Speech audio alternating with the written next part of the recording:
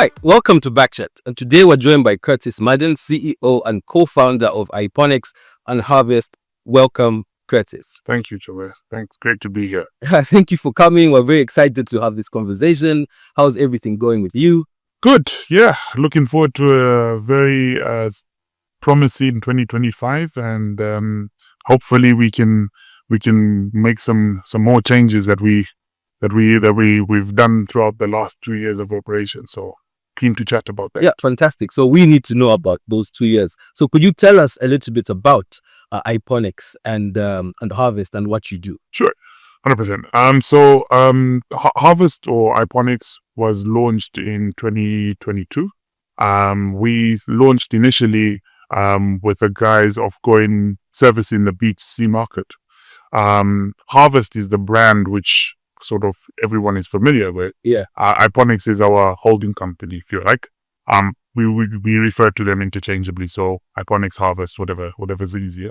And essentially we were set up with the guise of providing access for farmers to the market. So you're looking at your sort of small to medium scale farmers and being able to give them offtake for the produce that they grow, and we essentially provide that link for them to the market. So right now in phase 1 of our solution, which we refer to, we have a whole host of farmers on one side of the market, supply side, supplying your businesses, hotels, restaurants, cafes across Lusaka. A few starting to pop up out of the city, which is great, and we that link in between.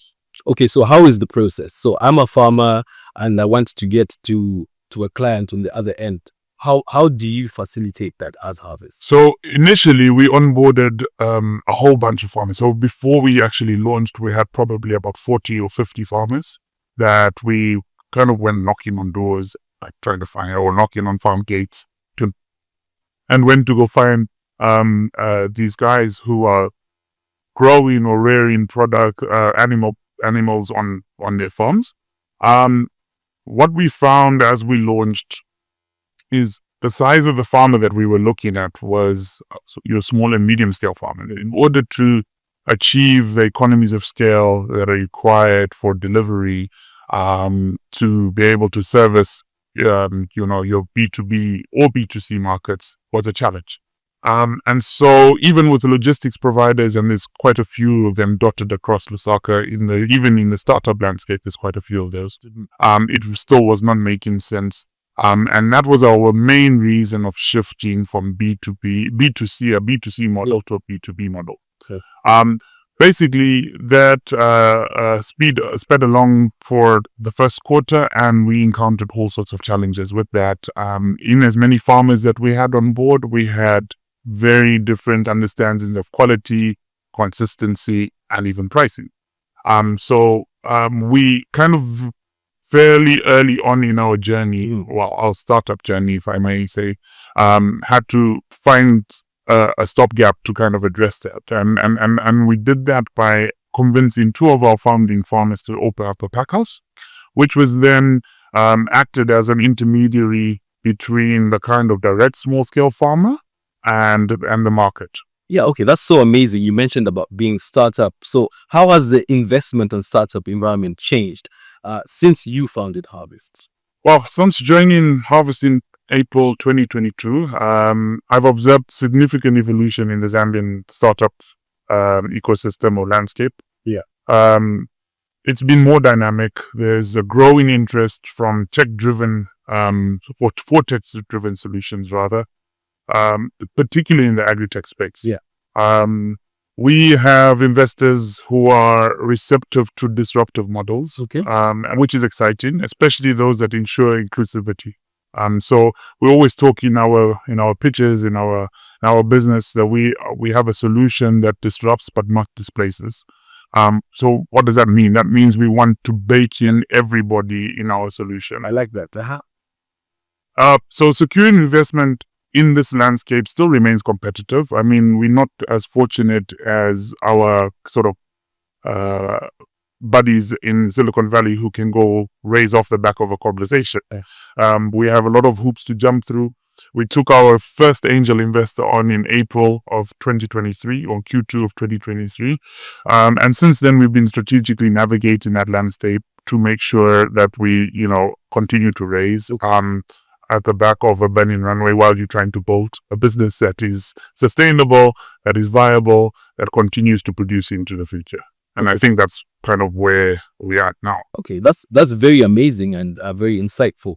So how do you think the current Zambian administration is fostering entrepreneurship and improving the business climate generally, and how do they help you? So I think the current Zambian administration has been proactive in creating a more favorable environment or business environment for prioritizing digital transformation. Yeah. I know the Ministry of what used to be for Science and Technology is now Technology, Information and Communication, the whole folks, Minister Mutati. He's quite at the forefront of it, and trying to ensure that the landscape becomes attractive for tech startups, and that we incorporate tech solutions into what we are doing to try and make us more efficient, to try and make us more sustainable as the world moves that way. The support for these technological advancements has been pivotal in enabling startups such as Hrvst to kind of innovate and grow. For Hrvst, the emphasis for us is on agriculture as a key economic driver, which is already been identified by the current administration as one of the areas they want to diversify the economy into. So we believe we play a pivotal role in helping to make that process, at least from getting produce from the farm to table, a lot more efficient, a lot more transparent, and where the farmer can truly benefit from it. So as Zambia tries to position itself as an emerging tech hub and the breadbasket of Southern Africa or Africa, what are your hopes for the country's future in these sectors? I'm optimistic about Zambia's potential. Okay. To become a leading technology hub in Africa. I think we have a few things on our side here. We have a very youthful population, that is becoming more and more tech savvy. The growing and then with this kind of push from government to go more digital, and you can see it in some of the stuff that they are trying to implement. I think we're setting ourselves up for a great future. However, adoption or adaptation is not as fast as other economies across the region. I mean, you look at examples like Nigeria or Kenya, which are much bigger populations. Like examples like M-Pesa, who in the East African market, really have taken off and completely transformed the banking and financial into. So how do you think, based on what you're saying, how do we compete with Nigeria? How do you compete with Rwanda? How do you compete with Kenya? Like, what needs to happen? And as Hrvst, you are in this market. What different methods, what needs to happen? How do we compete as Zambia? So I think, we have to start.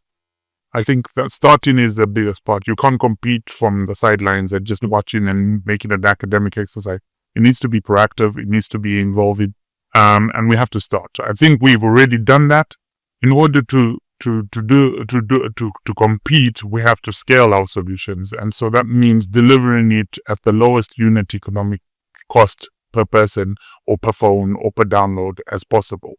What that means, in short, is that as businesses like ours are kind of at the frontier of trying to change the way people do things and the way people trade. So you can get a farmer essentially sitting in Chisekesi who wants to sell their produce in Lusaka, but doesn't have any idea of the pricing here. We injected that transparency along the way. And I think, to have more connectivity available, to make data cheaper than what it is, to have those things that enable farmers to smartphones, like cheaper for smartphones than currently what the market price is, so that we have people that are able to kind of, access this technology at their fingertips and use it to do that. So obviously promoting fair trade, and you also need to also invest in sensitization using this technology. So what message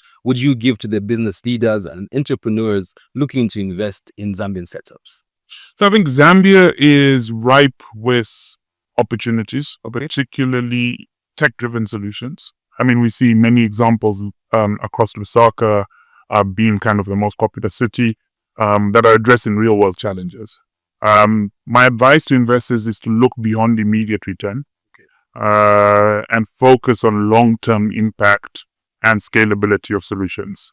Startups that prioritize inclusivity and solve systemic challenges are posed for long-run return in the end. For entrepreneurs, resilience is key. The journey is not without challenges, but with the right vision, adaptability, strategic partnerships, success is attainable. It's there.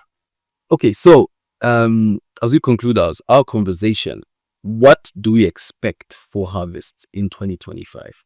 It's a great question. So we've been kind of very focused now on the B2B side of our business for the first 2.5 years that we've been operational.